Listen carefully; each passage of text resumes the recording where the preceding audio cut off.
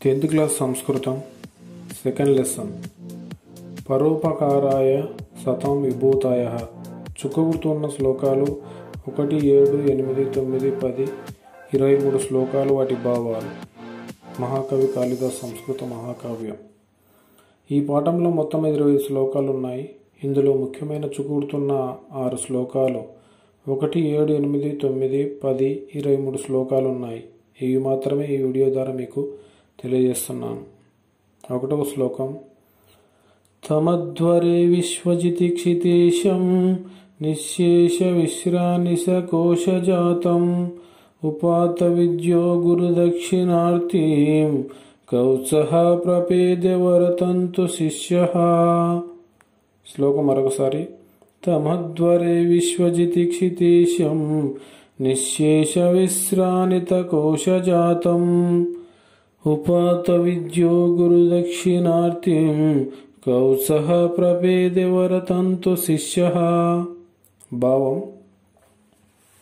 రఘుమహారాజు విశ్వజిత్ అనే యాగాన్ని చేసి ఆ యాగంలో తనకున్న సమస్త సంపదను దానం చేశాడు. అటువంటి రఘుమహారాజు దగ్గరకు వరతంతు మహర్షికి శిష్యుడైన కౌత్సుడు గురుదక్షిణ ఇవ్వడానికి కావలసిన ధనాన్ని అడగడానికి రఘుమహారాజు దగ్గరకు వచ్చాడు. భావం మరొకసారి. రఘుమహారాజు విశ్వజిత్ అనే యాగం చేసి ఆ యాగంలో తనకున్న సమస్త సంపదను దానం చేశాడు.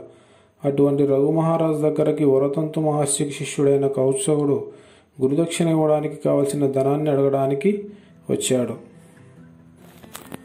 నెక్స్ట్ 7వ శ్లోకం.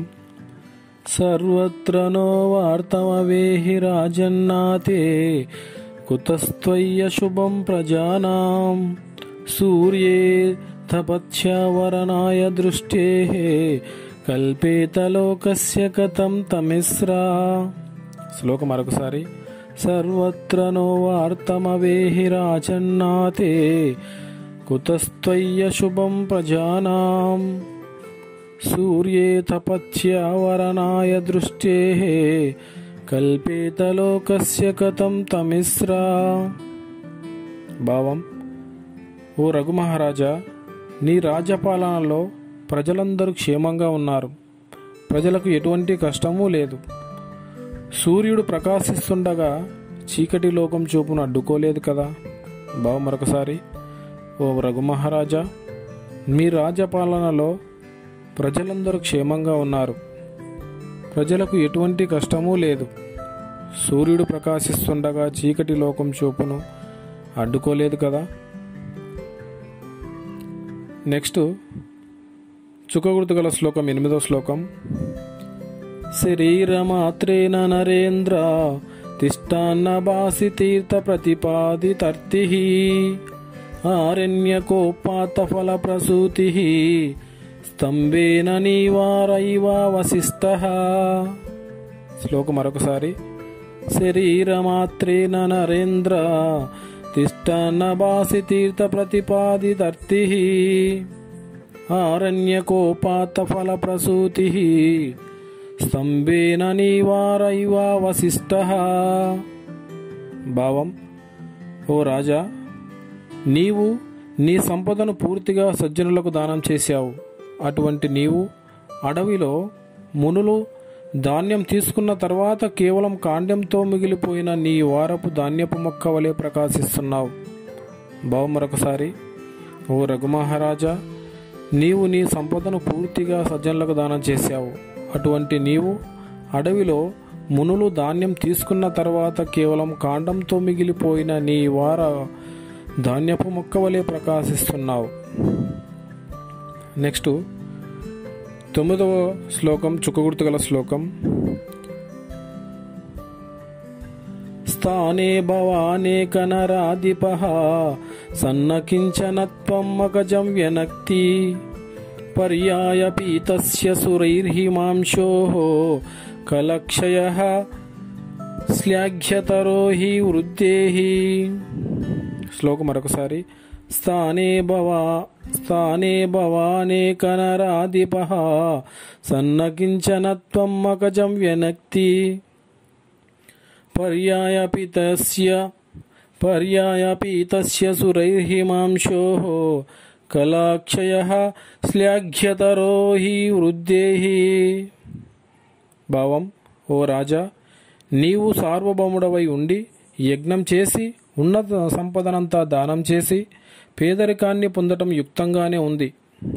దేవతలు అమృతం తాగిన తర్వాత అమృత కిరణాలు గల చంద్రుడు తరిగిపోతాడు. అతని ఈ క్షయం వృద్ధి కంటే గొప్పది కదా. భావం మరొకసారి: ఓ రఘుమహారాజా, నీవు సార్వభౌముడవై ఉండి యజ్ఞం చేసి ఉన్న సంపదనంతా దానం చేసి పేదరికాన్ని పొందటం యుక్తంగానే ఉంది. దేవతల అమృతం తాగిన తర్వాత అమృత కిరణాలు గల చంద్రుడు తరిగిపోతాడు. అతని ఈ క్షయం వృద్ధి కంటే గొప్పది కదా. నెక్స్ట్ 10వ శ్లోకం, చుక్కగుర్తు గల శ్లోకం. తదన్యతస్తావదనన్యకార్యో గుర్వర్తమహర్తుమహం యతిష్యే స్వస్త్యస్తు తే నిర్గలితాంబుగర్భం శరద్ఘనం నార్దతి చాతకోపి. శ్లోకం మరొకసారి. తదన్యతస్తావదనన్యకార్యో గుర్వర్తమహర్తుమహం యతిష్యే స్వస్త్యస్తు తే నిర్గలితాంబుగర్భం శరద్ఘనం నార్దతి చాతకోపి. భావం: ఓ రఘుమహారాజా, అందువలన గురుకార్యం తప్ప మరొక పని లేని నేను గురుదక్షిణ కోసం మరొకరి దగ్గరికి వెళ్ళి ప్రయత్నం చేస్తాను. నీకు శుభమవుగాక. చాతక పక్షి కూడా వర్షించిన శరణ్మేఘాన్ని యాచించలేదు కదా. భావం మరొకసారి. ఓ రాజా, అందువలన గురుకార్యం తప్ప మరొక పని లేని నేను గురుదక్షిణ కోసం మరొకరి దగ్గరికి వెళ్ళి ప్రయత్నం చేస్తాను. నీకు శుభమగుగాక. చాతక పక్షి కూడా వర్షించిన శరణ్మేఘాన్ని యాచించదు కదా. నెక్స్ట్ చుక్కగుర్తు గల శ్లోకం, 23వ శ్లోకం. జనస్య సాకేత నివాసినస్తౌ దోప్యభృతానభినధ్య సత్వౌ గురు ప్రదేయాదికాని స్పృహోర్తి నృపోర్తి కామదధిక ప్రదచ్చ. శ్లోకం మరొకసారి.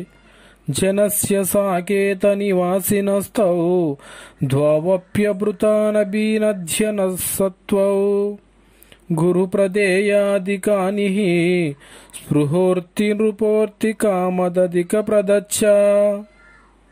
భావం: గురువునకు ఇవ్వవలసిన దానికంటే అధికమును ఆశించని యాచకుడైన కౌత్సముని యాచకుడు కోరిన దానికంటే అధికముగా నిచ్చినట్టి రఘుమహారాజు ఇద్దరును అయోధ్య నగరవాసులైన జనులకు ప్రశంసించదగిన వారైనారు. భావం మరొకసారి. గురువునకు ఇవ్వవలసిన దానికంటే అధికమును ఆశించని యాచకుడైన కౌత్సముని యాచకుడు కోరిన దానికంటే అధికముగా నిచ్చినట్టి రఘుమహారాజు ఇద్దరును అయోధ్య నగర వాసులైన జనులకు ప్రశంసించదగిన వారైనారు.